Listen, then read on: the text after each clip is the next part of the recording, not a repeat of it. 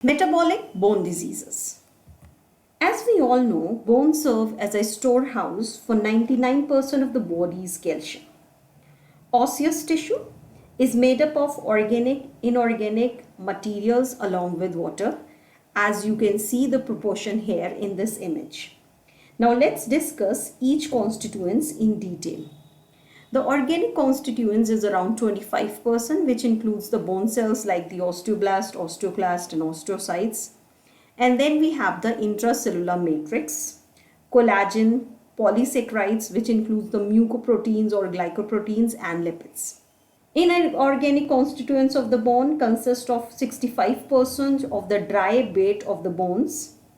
The bulk of this is calcium and phosphate, which in adult is primarily in a crystalline form, hydroxyapatite crystals. Beside calcium, there are other minor minerals including the magnesium, sodium, potassium, etc.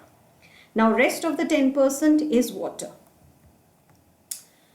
So as I have already informed that bones serve as a storehouse for the 99% of the body's calcium, any change in the calcium activity in the extracellular matrix also affect the biological processes that are going on in our body. Now due to any reason, if the serum calcium level falls below the normal value, to maintain it, our body reacts in three ways.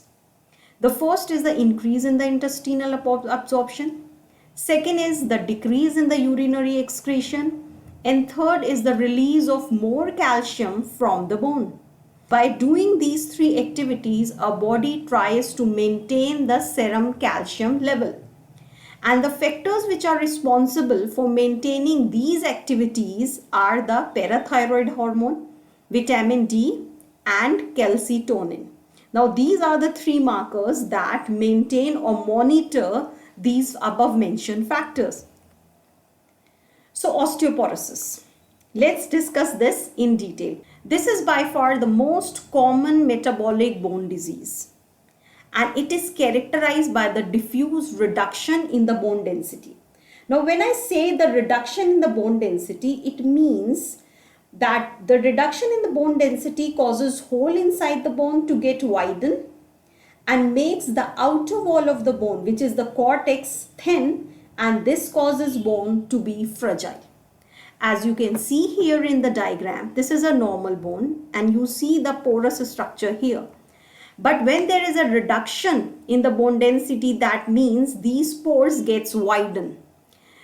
These pores gets widened, and this also makes the outer wall, which is present here. This is a normal bone, and see the outer wall, how thick it is. And with the time, when there is a reduction in the bone density, this outer layer keeps on decreasing in height. There is a reduction in its thickness, and this causes bone to be a fragile one. And you can compare also, just see here that how the thickened or the mass is here in this section, and how porous this bone has become and how fragile it has become. It occurs when the rate of bone resorption exceeds the rate of bone formation. What this bone resorption is? Bone resorption actually is a process, and in this process the osteoclasts break down the tissues in the bones and release them into the blood, especially the minerals and the calcium. It transfers the mineral and calcium from the bones to the blood.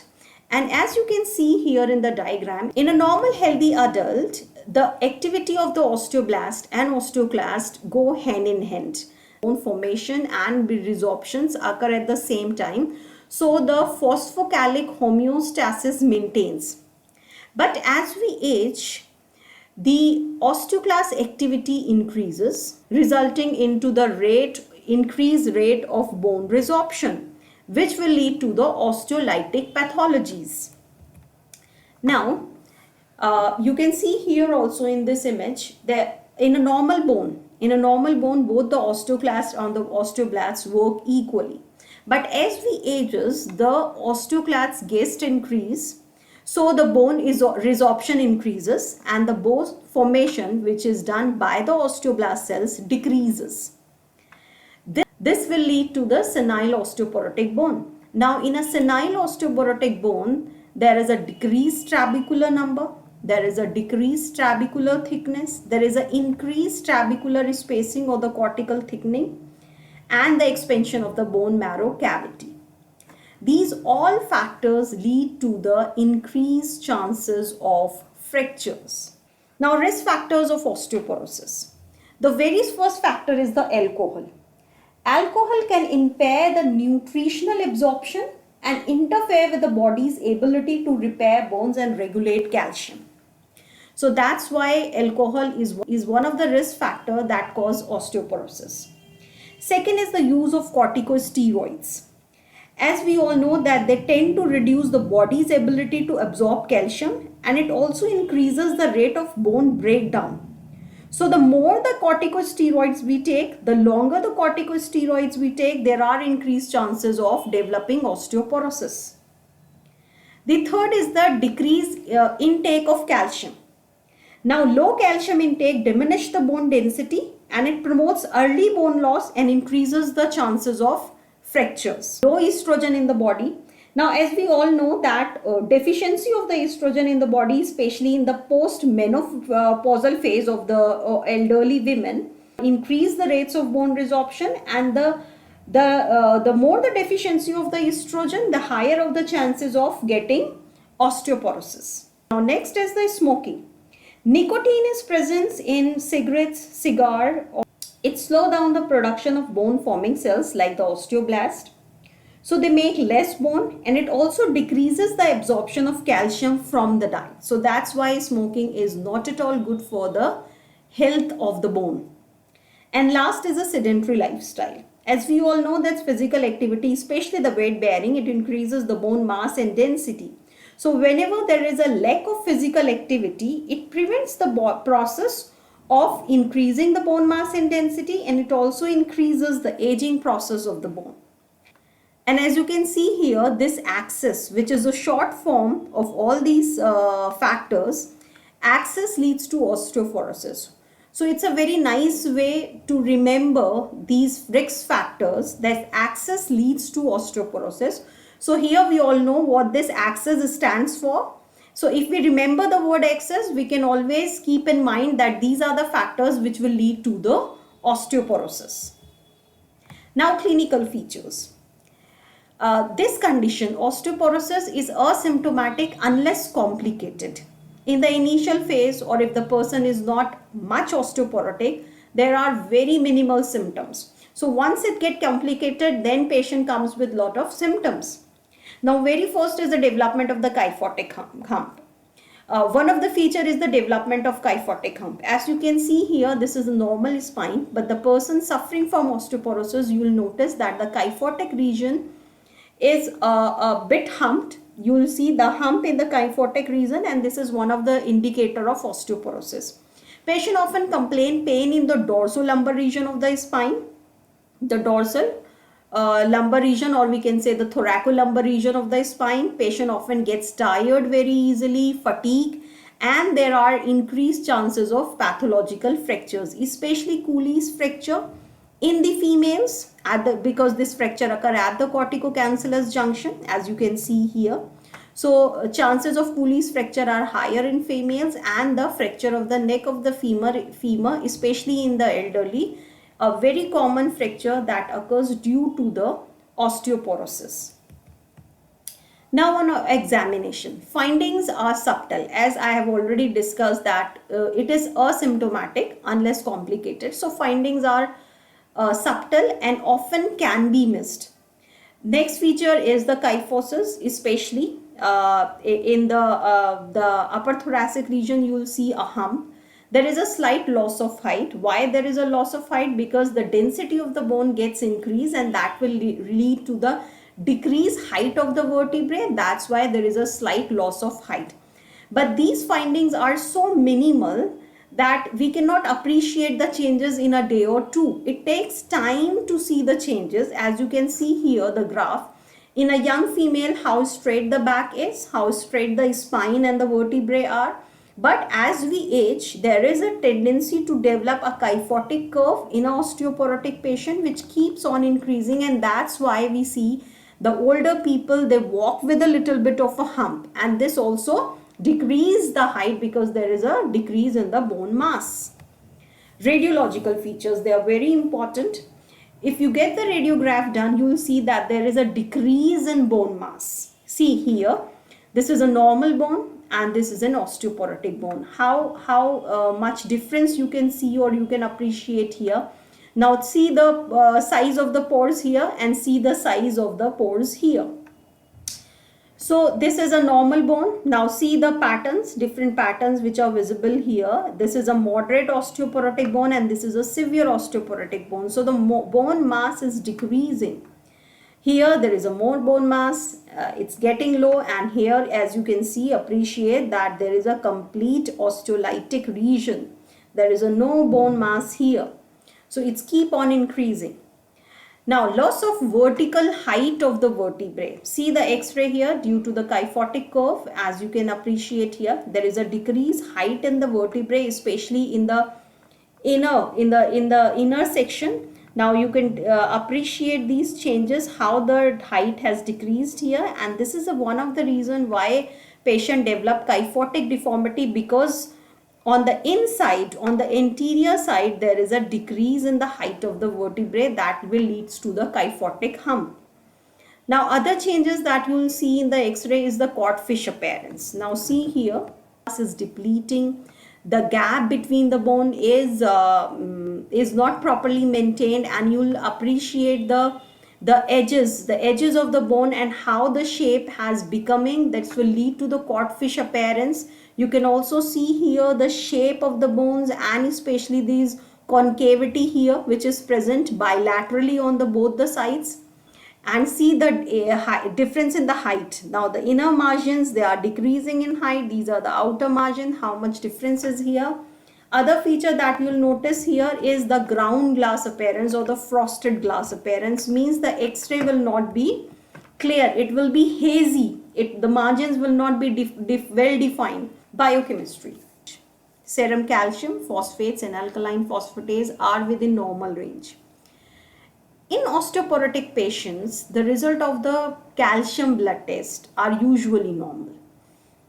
So it means it is possible to have a normal blood calcium level and still be losing bone. This is a very important point to be remembered, that blood calcium level do not indicate how much calcium is there in our bones. Other than that, total plasma protein may be low, because protein malnutrition and vitamin D deficiency play a very important role in the development of senile osteoporosis. Dietary protein intakes also play a critical role, especially at the older age. Bone mineral density, which is an important determinant of bone strength, it appears to be positively associated with the dietary protein intakes. Diagnosis. Densitometry. For densitometry, DXA is the choice. What DXA is? Scan that we use, and it is a most widely used scan, and it is a most thoroughly studied bone densimetry measurement technology available nowadays. It measures the bone mineral density. Now how does it work? Two different X-ray beams are pointed or aimed on the patient's body. Once it is done, the soft tissue absorption is subtracted out, and what left is a bone mineral density, which can be determined from the absorption of each bone by the bone. Other than that, quantitative ultrasound can be done. It helps in the evaluation of osteoporosis. It is portable and less expensive compared to DXA, and moreover it is radiation free. Other than that, different radiograph can be done to examine the bone mass. Treatment. Principal objective for the treatment of osteoporosis is the alleviation of pain, and second is the prevention of fractures. Now let's first discuss the medical treatment. For the medical treatment, the treatment of choice is the calcium supplementation. Now different form of calciums are available in the market. Now let's discuss each of them in a little bit detail. First is a calcium carbonate. Calcium carbonate is a least expensive, or we can see it is a cheapest option and very commonly used calcium supplement available in the market. It is alkaline based. It is found in rocks, limestones, marine animal, pearls, eggshells. It requires the production of extra stomach acid. That's why it is best when it is taken with the meals. Breakfast is the best time to take this calcium because body absorb it best when we take the low iron meal. Too much calcium carbonate may cause constipation, should be taken with care. Another is a calcium citrate. Calcium citrate is usually preferred because it is well absorbed and tolerated by most of the people. It is different than calcium carbonate because it has an acidic base. So it doesn't require extra acid in the body to be present. So it doesn't have to be taken with the meals, and it less likely to cause discomfort or constipation. Third is the calcium citrate malate. It is a simple water soluble calcium, and it created through mixing the calcium salt found in the citric acid and malic acid. Another form is the calcium phosphate. This is a main form of calcium coming from cow's milk. Tooth enamel bones are very high in this form of calcium. This type of calcium supplements are least likely to cause constipation. Now there are other form of calciums also available in the market, but these are few which I have mentioned here, which are common and usually prescribed to the patient.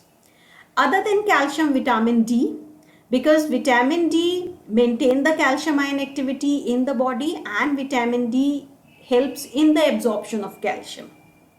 So vitamin D in the form of calciferol, cholecalciferol, calcitonin is easily available in the market and can be taken. Other than that, high protein diet because it increases the organic matrix of the bone. Other than that, androgens, estrogens. We already discussed how decreased level of estrogen causes the bone resorption. Then the fluorides, it makes the bone resorption slower, so helps the patient with osteoporosis. Calcitonin, it is usually administered intravenously. It builds up the bone mass and also act like an analgesic. Orthopedic treatment. Other than medical treatment, we have an orthopedic treatment. Orthopedic treatment includes exercises and bracing. Exercises because physical activity, especially the weight bearing, increases the bone mass and density and slow down the aging process. Bracing, especially for the patients who developed osteoporosis, because osteoporotic bones are prone to fractures. So proper bracing should be done to avoid fractures. So this is all about osteoporosis. Rickets and osteomalacia. These are the diseases where the organic matrix, mainly the collagen, fails to calcify properly. And due to this, there are large osteoid seams that remains. Both the conditions are due to the deficiency of vitamin D, or whenever there is a disturbance in the metabolism of the vitamin D, which might be secondary to any renal disease. Now let's talk about the manifestation. Manifestation of these two diseases, rickets and osteomalacia, are only different with the respect of age. Rickets occur in children and osteomalacia in adults. Let's see the sources of vitamin D in our food. The seafoods, especially salmon, tuna, variety of fishes, they are very rich in vitamin D. Other than that, milk, orange juices, eggs, cheese, mushrooms, they are very good source of vitamin D. Other than that, as we all know, sun exposure to the sun is very good for our body as it helps in the production of vitamin D. Milk products, mushroom, fish, egg yolk, and sun exposure. Vitamin D and its metabolism. It is very important to know how does the metabolism of vitamin D occurs in our body. Vitamin D, which is cholecalciferol, is derived either directly from the diet, from the food that we take, or indirectly by the action of ultraviolet radiations which we get from the sun on the 7D hydrocholesterol which is present in our skin. Now this vitamin D is inactive until hydroxylated. Now this process of hydroxylation occurs in two steps in two different organs of the body. The first step takes place in the liver. Now this first step of hydroxylation in the liver converts the cholecalciferol into 25-hydroxycholecalciferol. The second steps of hydroxylation occurs in the kidney, in which the 25-hydroxycholecalciferol converts into 125-dihydroxycholecalciferol. Now this 125-dihydroxylated form is an active form of vitamin D, and this stimulates the intestinal absorption of calcium, and it also acts on the bones of our body. Now for this all the process, the enzyme responsible is mainly the parathyroid hormone. So this is how the metabolism of vitamin D occurs in our body. As you can see here through the images, the same process of metabolism of the vitamin D that we have just discussed. The source of vitamin D that we get either through the diet or when the sunlight acts on the skin. But this vitamin D is inactive. It gets active when it gets hydroxylated. Now the hydroxylation occurs in two steps. The first in the liver, where the cholecalciferol converts into 25 hydroxylated D. This is a form measured in a lab. Then second steps occur in the kidney, where the 25 hydroxy vitamin D converts into 125 dihydroxy vitamin D, which is an active form. This active form then acts on the bone and regulates the calcium level, and it also improves the muscle performance and recovery in our body. Rickets. Ricket is a disease of a growing skeleton. It is mainly characterized by the failure of the normal mineralization of the bone.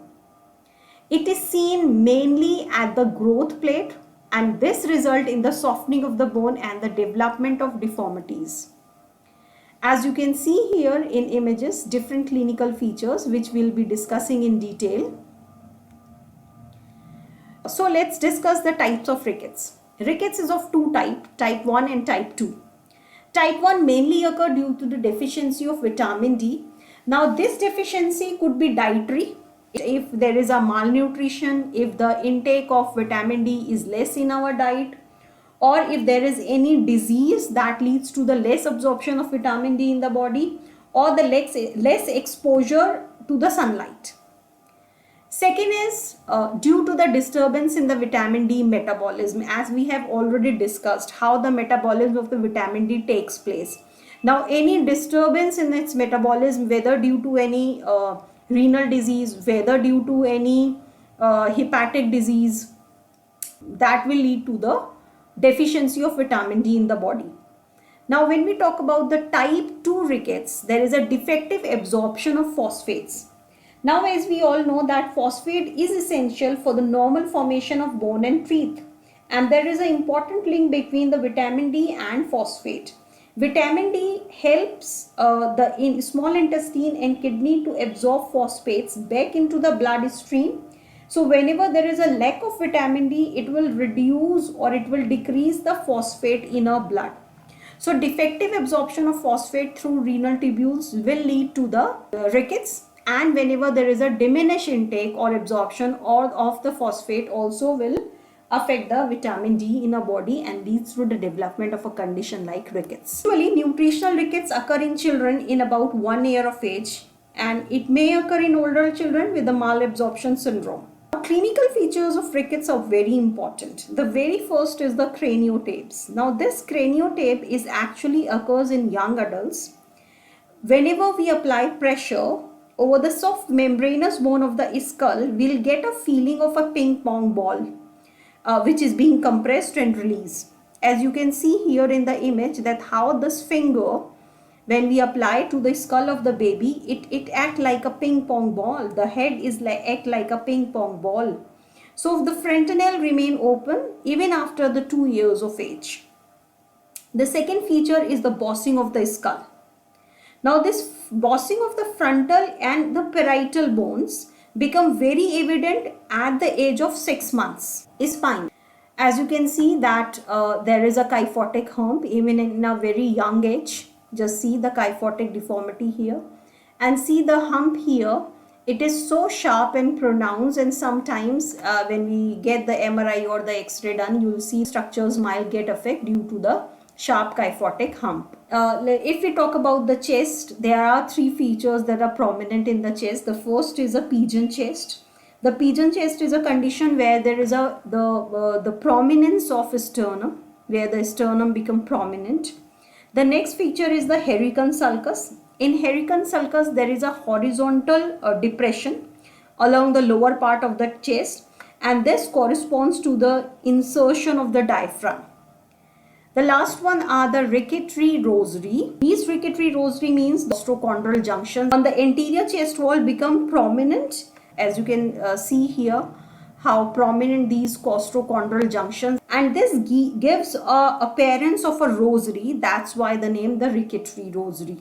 Now the abdominal changes. Pot's belly is a very pronounced feature. Now in Pot's belly, what happens? The child's abdomen become protuberant because of the marked muscular hypotonia and lumbar lordosis.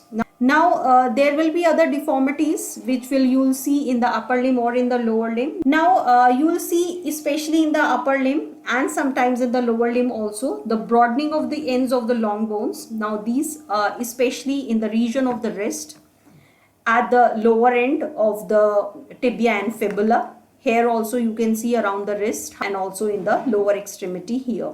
So there is a broadening or the widening of the epiphysis in the region of the wrist and ankle.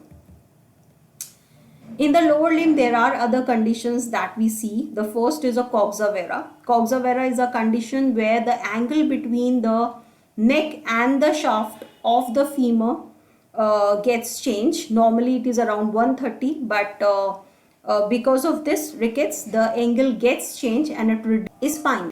As you can see that there is a kyphotic hump even in a very young age. Just see the kyphotic deformity here and see the hump here. It is so sharp and pronounced, and sometimes when we get the MRI or the X-ray done, you will see structures might get affected due to the sharp kyphotic hump. If we talk about the chest, there are three features that are prominent in the chest. The first is a pigeon chest. The pigeon chest is a condition where there is the prominence of a sternum, where the sternum become prominent. The next feature is the Hurricane sulcus. In Hurricane sulcus, there is a horizontal depression along the lower part of the chest, and this corresponds to the insertion of the diaphragm.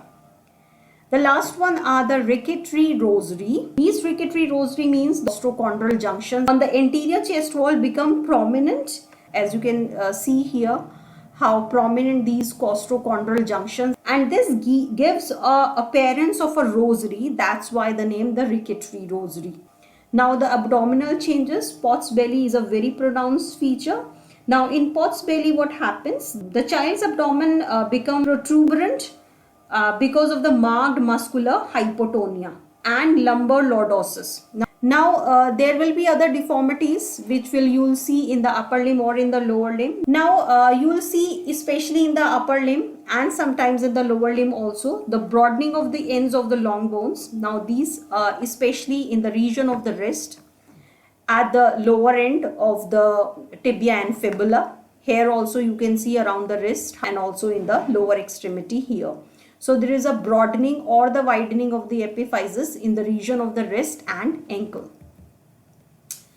In the lower limb, there are other conditions that we see. The first is a coxa vara. Coxa vara is a condition where the angle between the neck and the shaft of the femur gets changed. Normally it is around 130, but because of this rickets, the angle gets changed and it reduces to around 105 to 106 degree.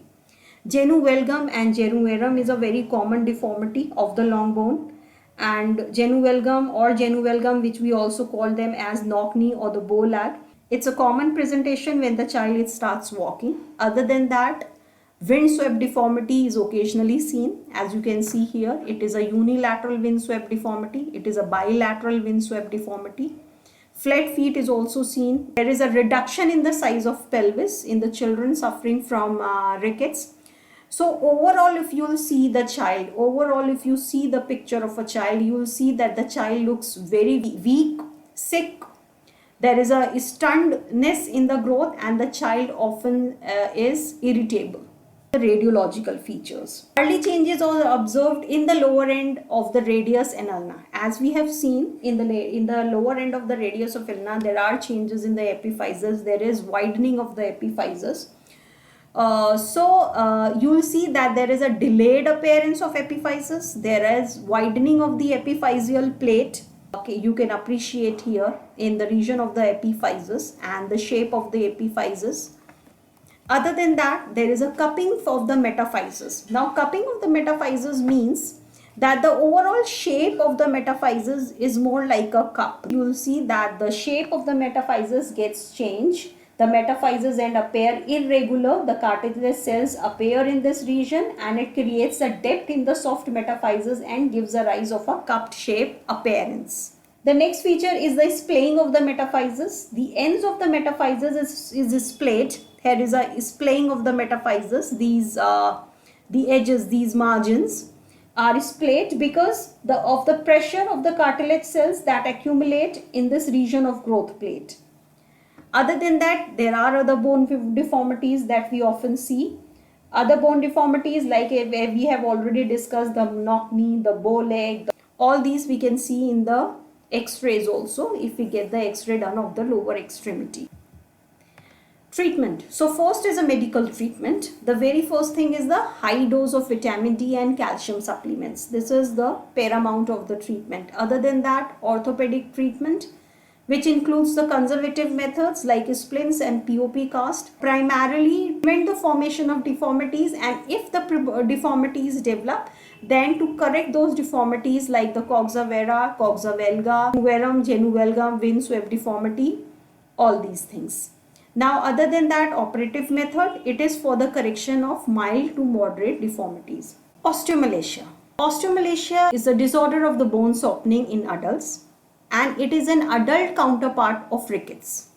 It is due to the prolonged deficiency of vitamin D, so the bones become soft. This deficiency results in the failure of the bone mineralization. As we all know, due to the deficiency of the vitamin D, there is decreased absorption of calcium in the body and also of the phosphate, which leads to the soft osteoid tissue. Now, these osteoid tissue, as they are soft, because osteoid is a protein which is released by the osteoblast, which gets mineralized when the calcium deposits on it. Now, because of the deficiency of vitamin D, there is a less calcium in the body. So, the osteoid remains soft, which will leads to the softening of the bone in the body. So, as I have already told you that this is an adult counterpart of rickets, which results in children. Clinical features.